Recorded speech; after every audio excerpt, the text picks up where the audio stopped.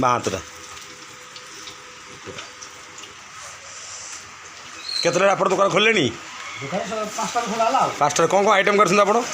ବରା ହେଉଛି, ପିଆଜି ହେଉଛି, ଇଟିଲି ହେଉଛି, ଆଉ ପକୋଡ଼ି ବି ହେଉଛି। ଆହୁରି ପକୋଡ଼ି 100 ଗ୍ରାମ କେତେ ଟଙ୍କା? 100 ଗ୍ରାମ 20 ଟଙ୍କା।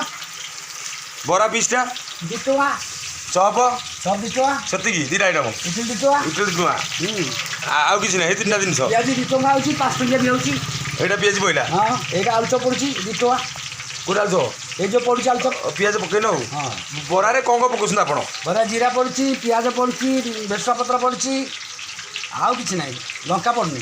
ହଉ, ଲଙ୍କା ପଡ଼ୁନି, ପିଲା ଖାଉଛନ୍ତି ଛୋଟ ଖାଉଛନ୍ତି ଆଉ। ଚପରେ କ'ଣ କ'ଣ ପଡ଼ୁଛି? ଚପରେ ଅଦା ରସୁଣ ପଡ଼ୁଛି, ଲଙ୍କା ପଡ଼ୁଛି। ପିଆଜରେ? ପିଆଜରେ ବି ସେଇଆ ପଡ଼ୁଛି, ସବୁ ତ ମିଶିକି ପଡ଼ୁଛି ଆଉ। ଗୋଟେ ଥରେ କେତେଟା ପିସ୍ କାଟୁଛ?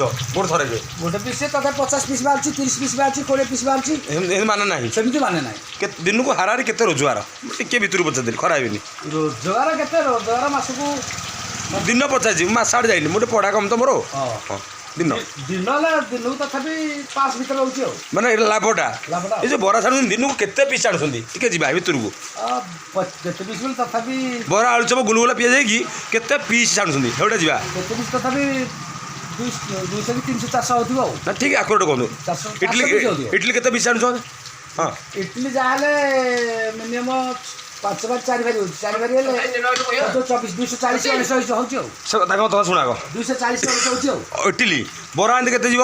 ବରା ସେଇଆ 250 500 ହେଇଗଲା। ଚପ ବି ଯାଉଛି 100 ଖଣ୍ଡେ 200 ଖଣ୍ଡେ ଆଉ। 200 950। ଆଉ କ'ଣ ପିଆଜି? ପିଆଜ ମିଶିକି ସବୁ ଯାଉଛି ଟୋଟାଲି ଯାଉଛି 2000 ଭିତରେ ବେପାର ହେଉଛି। 1000 ପିସ୍ କାଟୁଛନ୍ତି ପ୍ରତିଦିନ। ଶୁଣୁଛନ୍ତି ସିଧାସଳଖ 1000 ପିସ୍ କାଢ଼ିଲେ 2 ଟଙ୍କା ଲେଖାଏଁ ହେଲେ 2000 ଟଙ୍କା ବେପାର। ତରକାରୀ କେତେ ଟଙ୍କା ଆସୁଛି? ତରକାରୀ 4 ଟଙ୍କା 5 ଟଙ୍କା 3 ଟଙ୍କା। ଏଇ ତରକାରୀ କେତେ ଟଙ୍କା ହେବ? ଏତକ ତରକାରୀ ତଥାପି ଟଙ୍କା 100 150 ହେବ ଆଉ। 150 ଟଙ୍କା ହେବ। ମୋତେ ଚାମୁଚା ଦେଇଛ 5 ଟଙ୍କା। 150 ରୁ ଅଧିକ ହେବ। 200 ଟଙ୍କା। ଦେଖ ମଟର ତରକାରୀ। ହଁ ଦେଖ, ପୁରା ମଟର ତରକାରୀ। ଏଠି ଭେଜାଲ ବି କିଛି ନାହିଁ। ଦେଖ ପୁରା ମଟର ତରକାରୀ। ମଟର ଆଳୁ କମ୍, ମଟର ବେଶୀ। ଦେଖ ଦେଖିଲ? ହଁ, ମୋତେ ତ ଗୋଟେ ଚାମୁଚ ହେବ।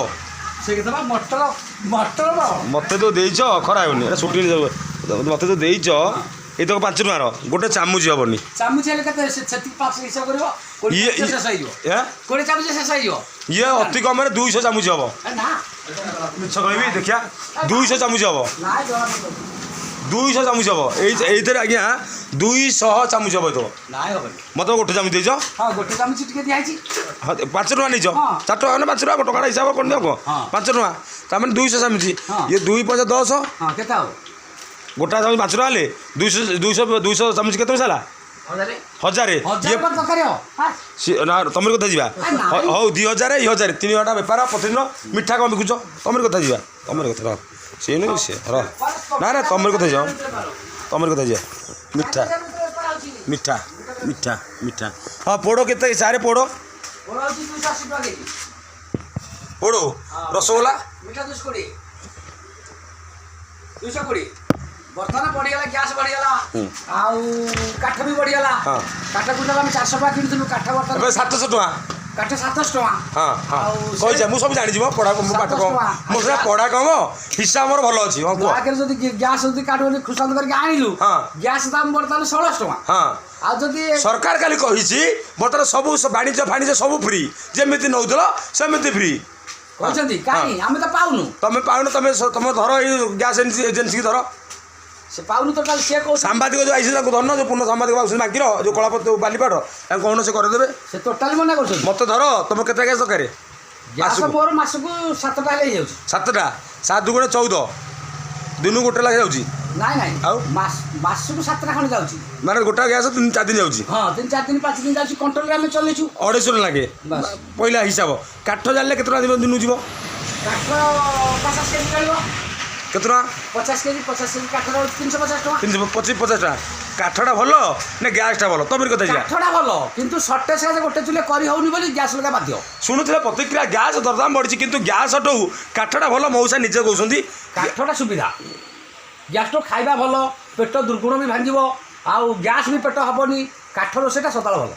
ଶୁଣୁଥିଲେ ପ୍ରତିକ୍ରିୟା କାଠ ରୋଷେଇଟା ସଦାବେଳେ ସତେଜ ଆମେ ଦେଖାଉଛୁ ସିଧାସଳଖ ବାଙ୍କି ବୈଦେଶ୍ୱର ଆପଣ ନାଁଟା କୁହନ୍ତୁ ସତ୍ୟବାଦୀ ସାହୁ ବାପା ନାଁ ମୂଷା ସାହୁ ବୋଉ ନାଁ ବୋଉ ମାଣିକ ସାହୁ ଅଜାଙ୍କ ନାଁ ଅଜାଙ୍କ ନାଁ ହେଉଛି ଚୌଧୁରୀ ସାହୁ ଆଈଙ୍କ ନାଁ ଆଈଙ୍କ ନାଁ ହେଉଛି ମଲ୍ଲିକ ସାହୁ ତମ ବାହା ନାଁ ମୁଁ ଆଉ କହିପାରିବିନି ସଇଲା ଏଇଠି ଫେଲ୍ ହେଲେ ଶୁଣୁଥିଲେ ପ୍ରତିକ୍ରିୟା ସିଧାସଳଖ ନିଜେ ମଙ୍ଗିଲେ ମୁଁ ଆଉ କହିପାରିବିନି ଧନ୍ୟବାଦ ଯାହା ହଉ ବାଇଗଣ କିଲୋ କେତେ ଟଙ୍କା ବାଇଗଣ କିଲୋ 30 ଟଙ୍କା ଆମ ଗାଁରେ 25 ଟଙ୍କା କେତେ ଟଙ୍କା ନମ୍ବର କମ୍ ଆଣିକି ଦେଇଛି କୁରୁମ୍ପଡ଼ା ଲୋକଟେ କ'ଣ କରିବ ମୁଁ ତ 30 ଟଙ୍କା ରଖିଛି ମୋତେ 25 ଟଙ୍କା ଦେଇଛି ଲୋକ ଯାଚିକି କହିଲେ ନିଅ ସାମ୍ବାଦିକ ଦେବେ ଲୋକାଲ ସାମ୍ବାଦିକ ତମକୁ ଦେଇଥିବେ ତମେ ସାମ୍ବାଦିକ ଲୋକଙ୍କୁ ଦେଇଛନ୍ତି ଆଉ କିନ୍ତୁ ଆମକୁ କୁଆଡ଼େ ଦେବେ ଆଜ୍ଞା ବିରି ଯେଉଁ କହୁଛନ୍ତି କେତେ କେଜି କିଣୁଛନ୍ତି ସାର୍ ବିରି କେଜି ବର୍ତ୍ତମାନ 110 ଟଙ୍କା କିଣା ହେଉଛି ଚୋପା ଛଡ଼ା କଳା ବିରି କଳା ବିରି କିଣା ହେଉଛି 80 ଟଙ୍କା 80 ଟଙ୍କା ଯେଉଁ ଆଗରୁ ଯେଉଁ ବରା ହେଉଥିଲେ ପତରରେ ସେ ପତର କୁଆଡ଼େ ଗଲା ଶାଳ ପତର ପତ୍ର ସବୁ ଉଭେଇଗଲା ଜଙ୍ଗଲ ଏପଟେ ଶାଳ ଲାଗୁନି କେବଳ ସେ ଯେଉଁ ପଳାସ ପତ୍ର ଅଗଡ଼ମଗଡ଼ ଅଛି ଏଥିରେ ମଣିଷ ଖାଆନ୍ତିନି ତେଲ ପାଉଛୁ କେତେ କେଉଁ ତେଲ ୟୁଜ୍ କରୁଛ ରୁଚିଗୋଲ୍ଡ ଆଉଛି କେତେବେଳେ ବେଷ୍ଟ ଚଏସ୍ ଆଉଛି କେତେ ତା କିଲୋଟା ତା କିଲୋଟା ବର୍ତ୍ତମାନ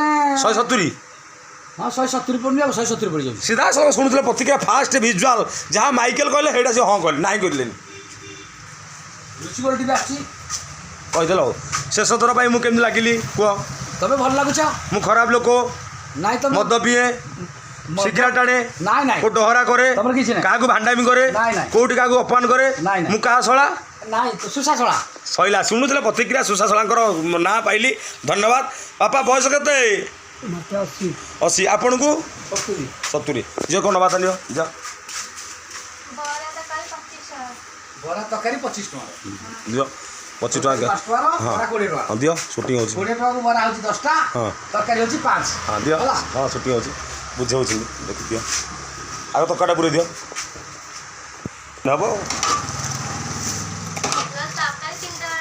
ଆଉ ହବନି ଏବେ 5 ଟଙ୍କା ନାଇଁ ଆଉ ହବନି କେତେ ହେବ ଆଉ ହବନି ପଶିଗଲେ ମାଝେ ଯେଉଁ କହୁଛ ପାଠ ପଢ଼ୁଛ ହଉ ଧନ୍ୟବାଦ